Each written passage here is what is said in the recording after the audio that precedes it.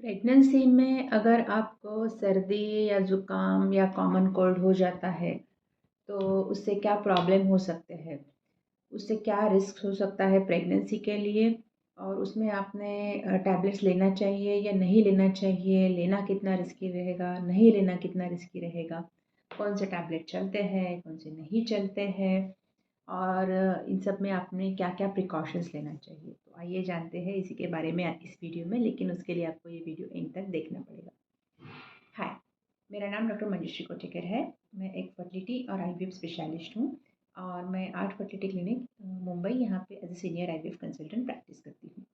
और आज मैं आपसे बात करने वाली हूँ प्रेगनेंसी में होने वाले सर्दी ज़ुकाम के बारे में।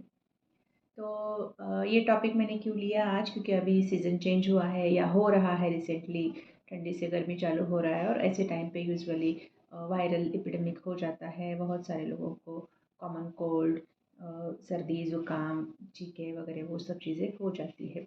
ऐसे में अगर आप प्रेग्नेंट हो और ऐसे कुछ हो जाए तो बहुत ज़्यादा टेंशन हो जाता है आपको, आपके रिलेटिव्स को, सबको। तो ये सर्दी ज़ुकाम होता क्यों है? तो ये मोस्ट ऑफ द टाइम्स एक वायरल इलनेस है, वायरस की वजह से होता है और बहुत कॉमनली फाउंड वायरस है, इसी के लिए हम इसे कॉमन कोल्ड बोलते हैं, क्योंकि बहुत कॉमनली होता है। यूजुअली कॉमन कोल्ड का जो कोर्स रहता है सेल्फ लिमिटिंग रहता है। 1-2 दिन के लिए आपको फीवर रहेगा, थोड़ा सा बॉडी एक रहेगा, वाटरिंग रहेगा आइज़ में से, नोज़ से वाटरिंग रहेगा, नाक बहता हुआ रहेगा, किसी को बहुत सारी छींकें आ जाती है, स्नीजिंग होता है, थोड़ा बहुत सोर थ्रोट रहेगा, गले में खराश रहेगी, थोड़ा बहुत ड्राई कफ रह सकता है, लेकिन यूजुअली 1-2 दिन में ये चीज़ें सेटल हो जाती है। तो पहले तो हम बात करते हैं इसको हम प्रिवेंट कैसे करें। हमें पता है, मतलब किसी को भी पता होता है कि अभी हम प्रेग्नेंट हैं तो हमें बीमार नहीं पड़ना है। कोई भी बीमारी, कुछ भी होगा इलनेस, तो थोड़ा बहुत असर तो हो ही सकता है प्रेगनेंसी पर। तो पहले प्रिकॉशन यही लेनी चाहिए कि ये आपको ना हो, जितना हो सके इसको हम प्रिवेंट कर सकें। तो अगर आप किसी क्राउडेड जगह पे जा रहे हो या फिर जहाँ जहाँ पे ऐसे पेशेंट्स होने के ज़्यादा पॉसिबिलिटीज़ है, अगर आप नॉर्मल हॉस्पिटल में जा रहे हो फॉर चेकअप, तो ऐसी जगह पे ऐसे पेशेंट्स रह सकते हैं। तो आपने प्रिकॉशन यही लेना है कि वहाँ पे किसी और को ये इलनेस रहेगा तो भी आपको ना हो, इसके लिए आपने मास्क यूज़ करना चाहिए। तो अगर क्राउडेड बस में से या ट्रेन में से ट्रैवल कर रहे हो उस टाइम पे भी आप मास्क यूज़ करोगे, जब ये पॉसिबिलिटी ज़्यादा है इन्फेक्शन होने का, तो भी वो बेटर रहेगा। और नॉर्मल हेल्दी हैबिट जैसे कि सैनिटाइज़र यूज़ करना। आपका अगर हेल्थ अच्छा रहेगा, आपका न्यूट्रिशन अच्छा रहेगा, तो आपका इम्यूनिटी भी अच्छा रहेगा, तो आपकी बॉडी बहुत इफ़ेक्टिवली, अगर कोई वायरस आपकी बॉडी में आता है तो भी उससे अच्छी तरह से इफ़ेक्टिवली डील कर सकती है। तो आपका न्यूट्रिशन अच्छा रखना भी आपकी ही ज़िम्मेदारी है।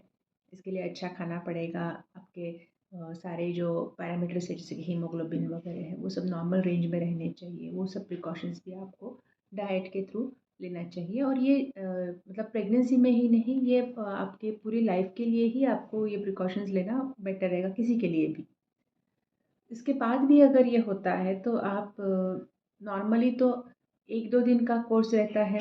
तो अगर आपको सिम्टम्स चालू हो जाते हैं तो यूजुअली फर्स्ट डे को ही डॉक्टर्स आपको एंटीबायोटिक्स वगैरह चालू करने की सलाह नहीं देते हैं। यूजुअली तो ऑब्ज़र्व करने को ही बोला जाता है 1 या 2 दिन के लिए। उसके बाद अगर सिम्टम्स ज़्यादा है या एक्स्ट्रा कफ़ आ रहा है, वेट कफ़ है, स्पुटम है, बहुत ज़्यादा फ़ीवर है, हाई ग्रेड फ़ीवर है और उसकी वजह से प्रॉब्लम्स हो रहा है, आप खा नहीं पा रहे हो, उसके साथ कोई और सिम्टम्स है, उल्टी वगैरह है, तो ऐसे केसेस में हमें एडमिशन भी लग सकता है, एंटीबायोटिक्स भी लग सकते हैं, बाकी सब मेडिसिन भी लग सकते हैं।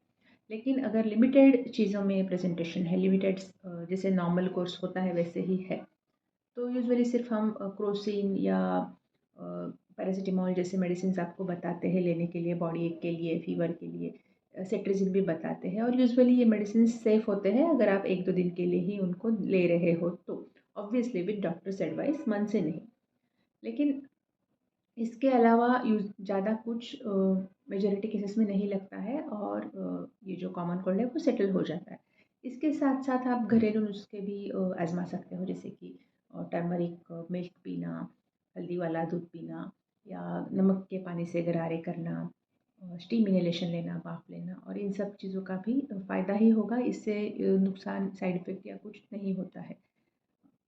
अगर आपको ज़रूरत है तो ये जो मेडिसिन्स हैं वो आपको लगेंगे ही, और फिर एंटीबायोटिक भी लग सकते हैं कभी कभी। तो अगर ज़रूरत है तो ऑब्वियसली उनसे होने वाला रिस्क भी हमें उठाना पड़ता है, क्योंकि वहाँ पे अगर आप नहीं लोगे तो आपको ज़्यादा नुकसान होगा। लेकिन ये सब डॉक्टर की सलाह पर ही करना है आपको। तो आज के लिए इतना ही। अगर आपको इस बारे में और भी डाउट्स है तो आप नीचे कमेंट्स में पूछ सकते हो, या कंसल्टेशन के लिए आना है तो हमारा क्लिनिक मुंबई में है, कुर्ला और चेंबूर एरिया में। और यूट्यूब से आने वाले पेशेंट्स को हमेशा फर्स्ट कंसल्टेशन फ्री रहेगा।